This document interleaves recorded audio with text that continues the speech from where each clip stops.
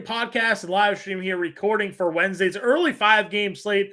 James, you and I will be live at 5 p.m. Eastern to break down the main slate, but we have some day baseball here on Wednesday, 5 games to get to, so we figure why not cover it, break it down for everybody who wants to get some early action in.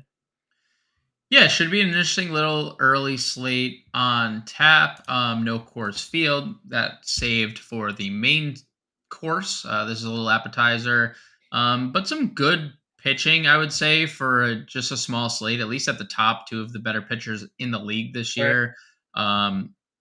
Decent mid tier, mainly Brandon Bielak because he's a goat, but interesting little 5-game slate we have on tap. Let's see what we got in Vegas. We are recording here a little early. I'm on the implied runs here first, so that's where I'll just stay. Sure. 7 implied runs in Minnesota, San Francisco. Obviously, Joe Ryan, spearheading that. 9.5 in Milwaukee, Houston. Adrian Hauser versus Brandon Bielak in that one.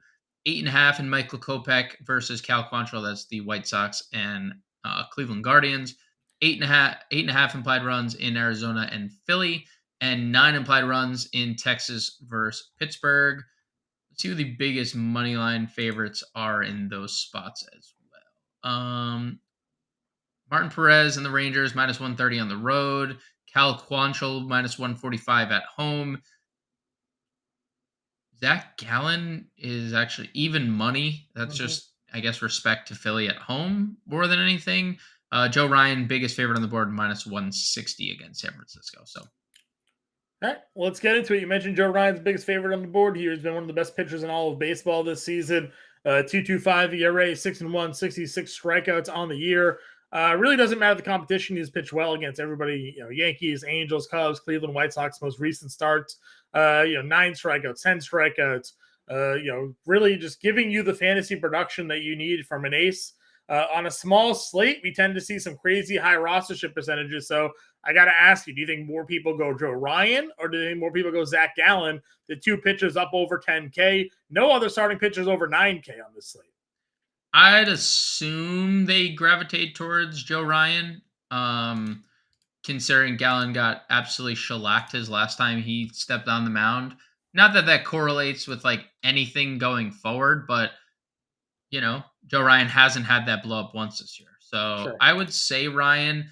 You also could see a scenario where you're just paying up because after that, the double spend gives you almost 3,600 to play. So it's tough. But Anthony Disclafani 8,600, fine. Martin Perez was very good against Colorado his last time out, but he had like mediocre performances in the 2 starts prior. He's fine.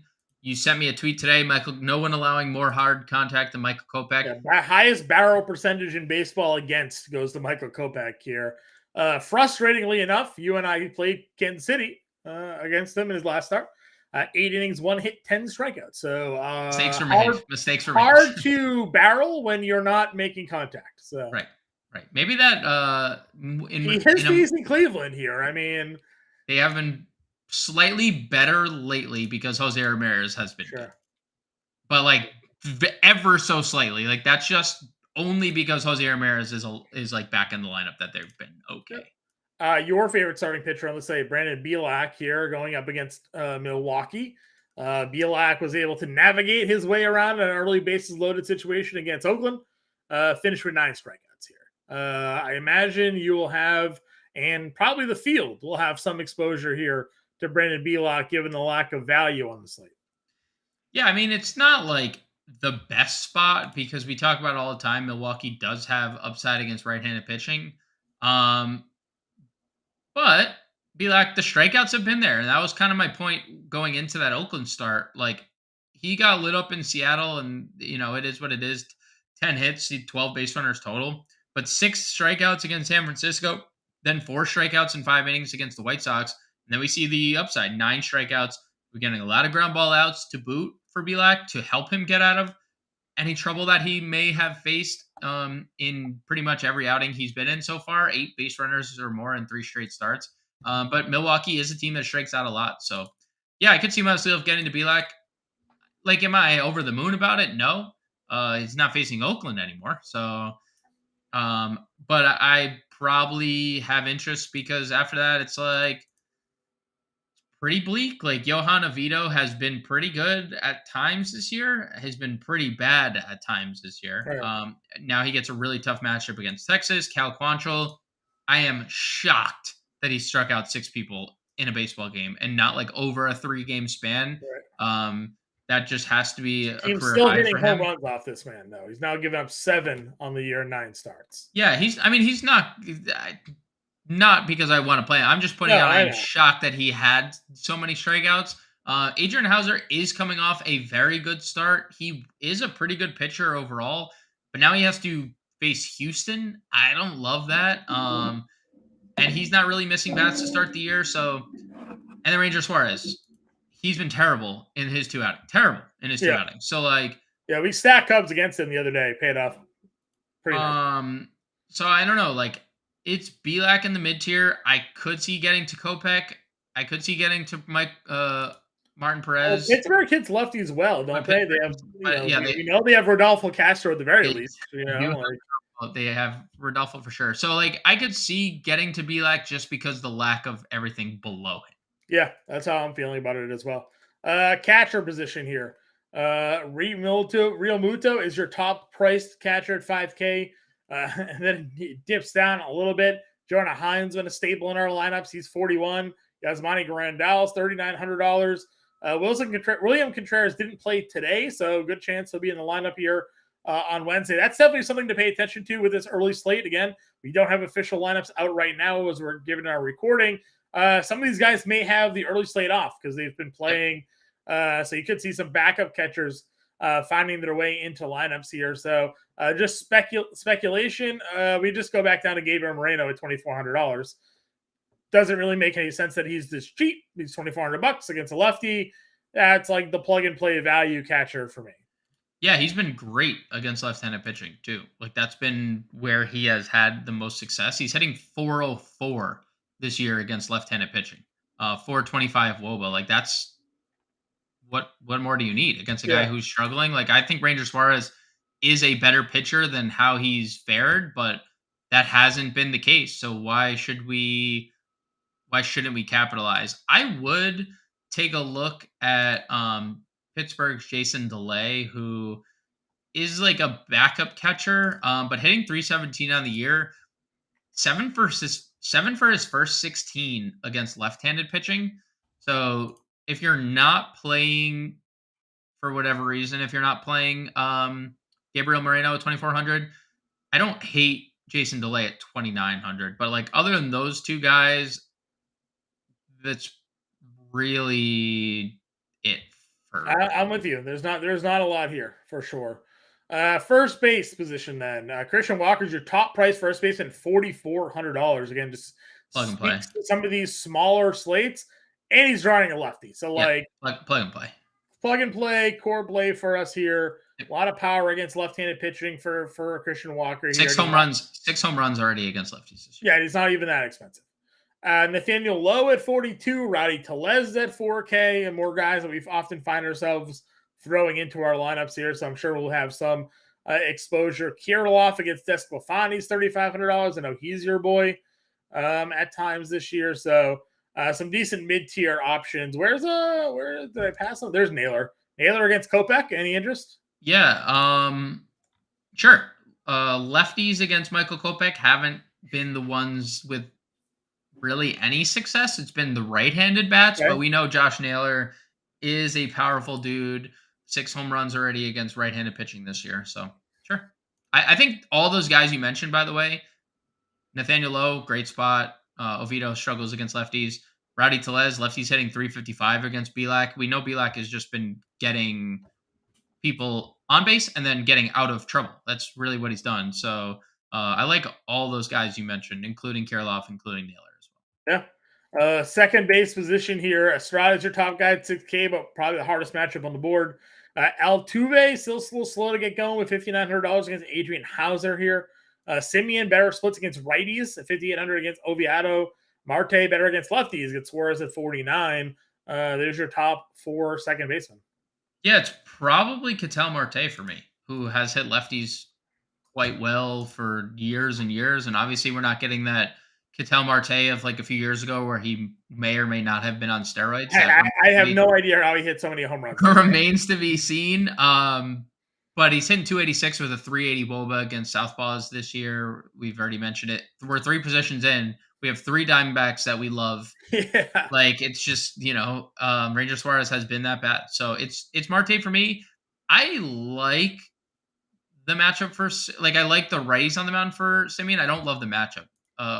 Oviedo has been good against right-handed bats, 230 average allowed, 287 for lefties. So I'm more inclined to get to lefty bats for Texas than I am righties. But you are right. Like Marcus Simeon hitting 312 with 7 home runs, 33 ribbies, and 393 average or 393 WOBA, excuse me, against righties. Like he Yeah. does all of his damage. So like could he, in theory, come through? Absolutely. He's in one of those stretches too where he's truthfully, he's been really good for most of the year. To Marcus Simeon's credit, he's not seemingly like the 40 home run guy that he's Yeah. threat, but He's had a really good May.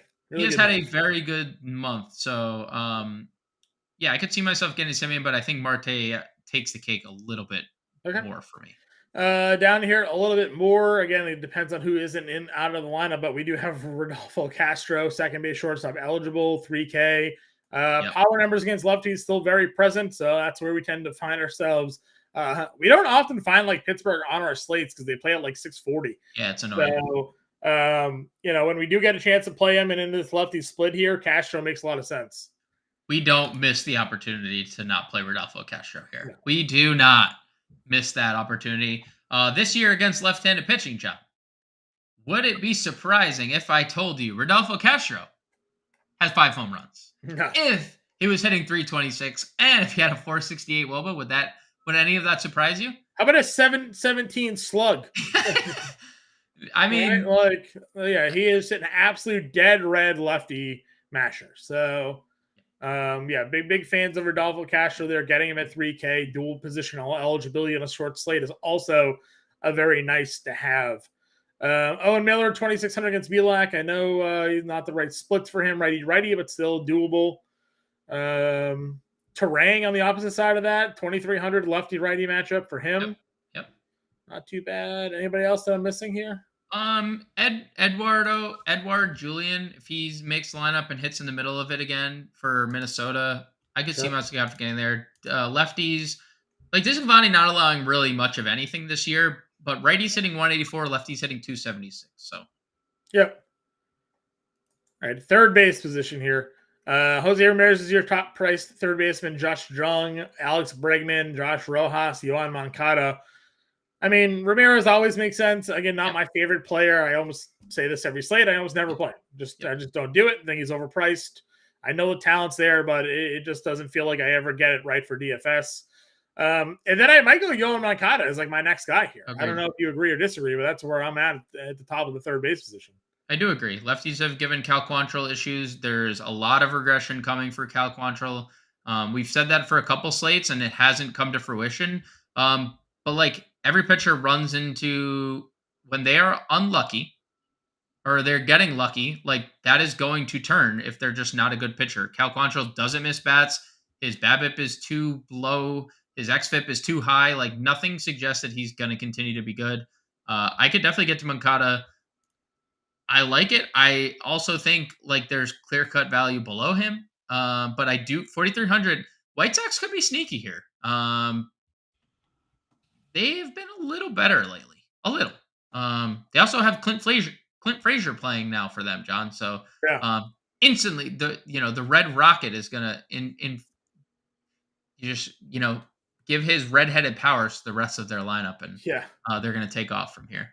We'll see if that's how that plays out. Any other third baseman on the board for you here? Yeah, both Arizona guys. Emmanuel Rivera, 2,900. I know he's slowed down a lot, but he still hits lefties well. Longoria has actually been pretty good lately, especially in the power department. 3 home runs in his last 10 games, 2 in his last 5. I could get to either Arizona guy. Yeah, gets a lefty matchup. So gets the lefty matchup. Jake Berger just continues to just mash if you want to play, unfortunately, you can't play him and Moncada. You Yeah. can on FanDuel. You can't play them here. But if you wanted to pivot off Moncada and get to Jake Berger, you can play him. Yeah, I'm with you there. I like the. I mean, we've mentioned nine Arizona guys, so seems pretty clear which should be a popular with two here. positions to go. We've mentioned 9 Arizona guys. I know. So it seems pretty clear where maybe our favorite stack will be in this one. Yep. Shortstop position. Seager has come back and been a monster. Oh, he's so good. He's played so good. 5 games, 5 games, 2 homers, 2 doubles. He's got, so I can't even do the quick math here, 8 RBI, something like that. I mean, just 9. ridiculous. 9, absurd production here for Seager. And as you mentioned, lefties are doing the damage against Oviedo, right? Yep, lefties are. The split is he is allowing a 287 average, 830 OPS, 358 WOBA to left-handed bats. Corey Seager, not Kyle. Kyle is retired. 333 average, 425 WOBA against right-handed pitching. So yeah, play Corey Seager. I like it a lot. Pena, I'm in at 47. Sure. Can always go Adames again, home against a righty. That's the bingo spot. $3,800. Yeah, and Bielak again. I like Bielak. He misses bats. He also doesn't miss bats, and righties and lefties both hitting north of 300 against him. So yep. Ezekiel Duran is a lefty. If you want to go there against him, righty. Oh, is he a righty? Yeah, he's a righty. He's a righty. All right, you're right. But regardless, they're playing both these dudes because they just can't take him out of the lineup. He's been too good to take out of the lineup. If you did want to play Texas, he's going to be. Josh Smith is the lefty. You could have seen both of them in your peripheral vision. Could have been. So you maybe Josh Smith if you do want to play the lefty split against him. Yeah, possibly. Was Chris Owings? Chris Owings on this team?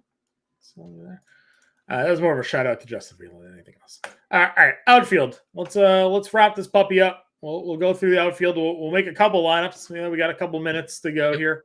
Jordan is your top guy, 63. Bryce Harper, 62. Buxton is 61.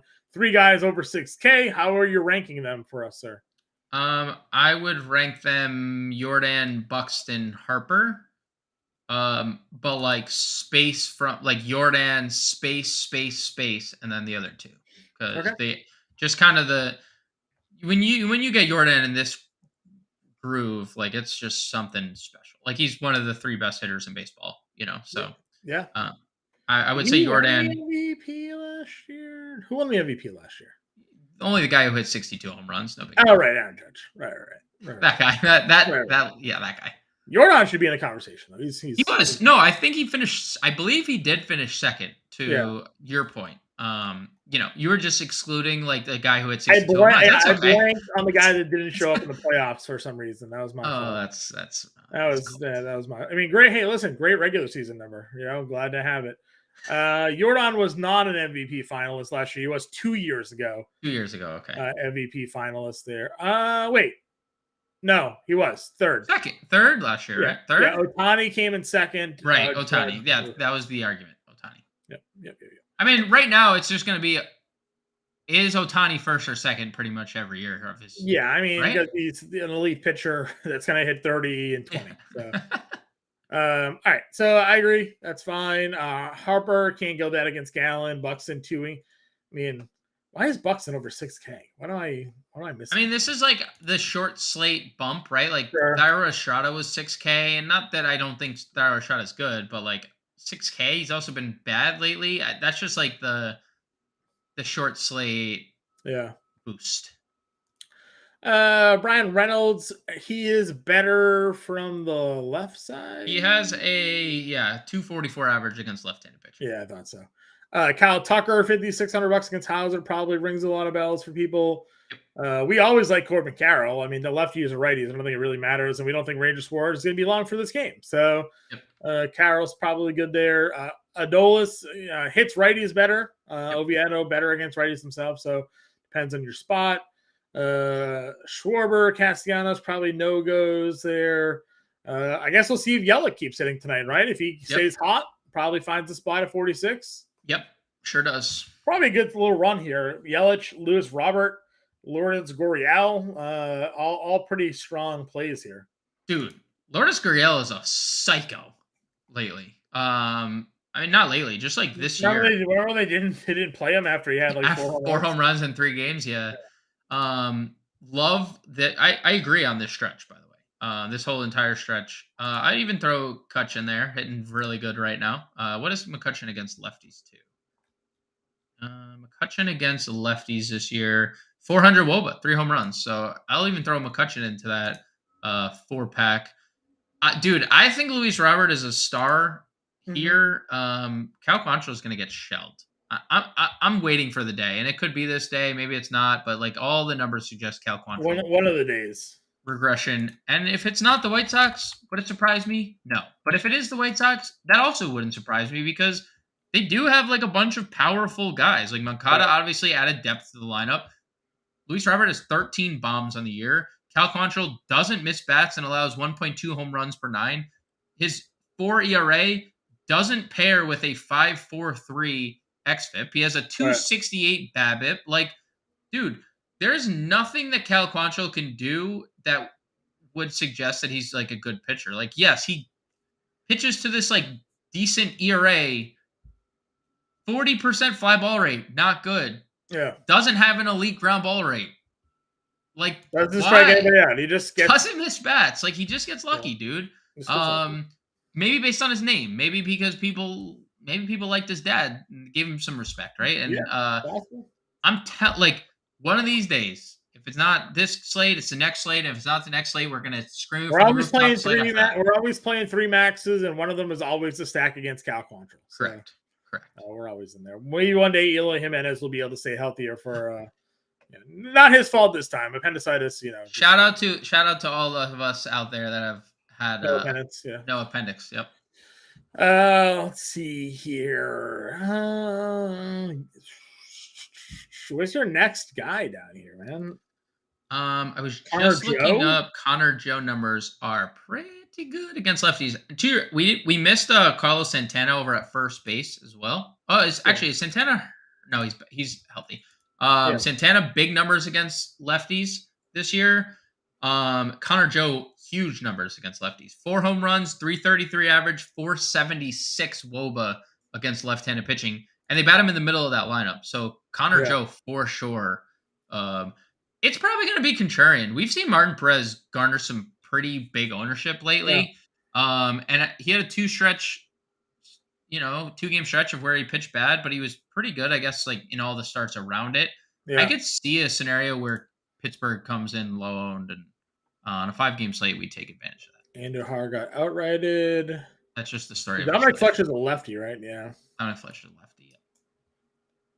Yep. And so is Pavin Smith, who they've let off a couple times lately. It's wild times, but Gavin Sheets, there you go, $2,400. Gavin Sheets, $2,400. If you're really down and dirty with the White Sox, like Gavin Sheets is as dirty as it gets for LU. And so is Clint Frazier, by the way, who started for his second straight game, $2,300 for the White Sox as well.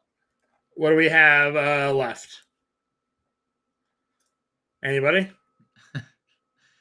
He's talked Jolks a few times. Lately. Jolks is okay. I don't think there's anything left. I think there's not. Maybe Tyrone Taylor for some power, but he's hitting sub 200 and is like not playing anymore. Yeah. Let's put a lineup here tonight. We want Ryan, I imagine, right? Yes. We go Bielak or we double spend? Can we double spend? Like, is it a feasible thing to do? We're going to play Moreno, 2,400. Yep. We're going to play Christian Walker at 4,400. Probably going to play Rodolfo Castro, and by that I mean we're definitely playing Rodolfo Castro. $3,000. Adames and then Rodolfo. And then Connor Joe, maybe 3,400. Do you like Connor Joe?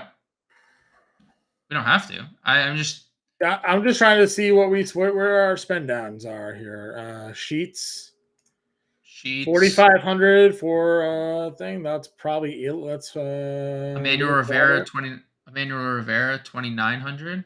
Okay, let's see. Emmanuel Rivera. All right, now we have $1,800 to spend somewhere else. Maybe off Connor Joe? Off Connor Joe? 52? Yeah, sure. Lourdes, 43. Yeah. And then we could probably even go back to 900. Do we need to? No, we don't. No, we could say right there. That's fine. I think that looks good. So that's our lineup here. Joe Ryan, Zach Gallen, Gabriel Moreno, Christian Walker, Adolfo Castro, Emmanuel Rivera, William Adames, Lourdes Gurriel, Gavin Sheets, and Lewis Robert is our lineup here for the 5-game early slate kicking off at 12:35 p.m. James and I will be back live at 7 p.m., 5 p.m. Eastern to break down the 7 o'clock slate for everybody there. So make sure you tune in. If you're not yet a member of the Fantasy Time family, see the scroll down at the bottom. Look at the description of YouTube. If you're listening in, you go to fantasytime.com/all-pro. Promo code MLB50 saves you 50% off the first 6 months. That's $19.98 a month for the first 6 months. And you get access to all of our sports, not just MLB, but NBA, NHL, PGA, MMA, NASCAR. The upcoming NFL season will be here sooner than before you know it. And you'll have access to the first month and a half now, basically at this point. Almost 2 months of the NFL season included there for $19.98 a month, plus 7-day free trial included all that as well. We have a nice premium Discord channel that you had exclusive access to myself, James Grande, Howard Bender, Andrew Cooper, Justin Vreeland, Matt Sells, Dan Malin, the whole crew. Justin Fensterman's in there. You can chat us up, ask your lineup questions, and we'll be there to help you all out. So make sure you check all of that out here at Fantasy Alarm for all the great stuff we have going on, and make sure to download the free Better Sports app on the iTunes and Google Play Store down there for free. Get access to our BetterCast contest, on-demand content there as well. James, any final thoughts for the people at home? No, interesting little 5-gamer. Again, we'll be back for the 8-game main slate. Make sure you guys tune in.